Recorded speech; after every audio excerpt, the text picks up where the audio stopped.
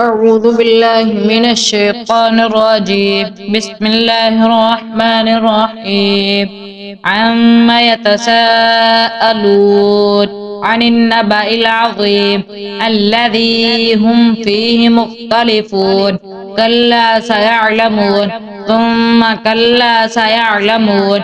ألم نجعل الأرض مهادا والجبال أوتادا وخلقناكم أزواجا وجعلنا نومكم سباتا وجعلنا الليل لباسا وجعلنا النهار معاشا وبنينا فوقكم سبعا شدادا وجعلنا سراجا وهاجا وأنزلنا من المعصرات ماء ثجاجا لنخرج به حبا ونباتا وجنات ألفافا.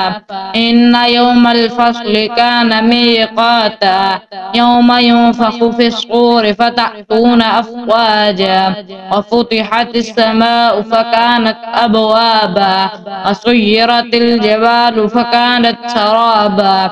إن جهنم كانت مرصادا للطاغين مآبا لابثين فيها أحقابا لا يذوقون فيها بردا ولا شرابا إلا حميما وغساقا جزاء وفاقا. إنهم كانوا لا يرجون حسابا وكذبوا بآياتنا كذابا وكل شيء أحصيناه كتابا فذوقوا فلن نزيدكم إلا عذابا.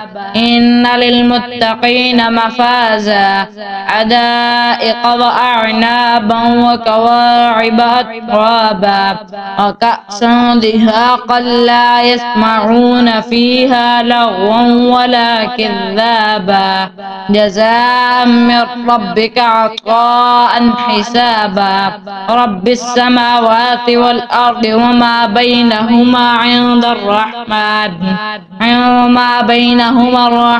لا يملكون منه خطابا. يوم يقوم الروح والملائكة صفا لا يتكلمون إلا من أذن له الرحمن وقال صوابا.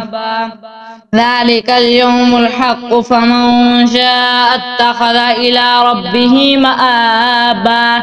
إنا أنذرناكم عذابا قريبا يوم ينظر المرء ما قدمت يداه ويقول الكافر يا ليتني كنت ترابا.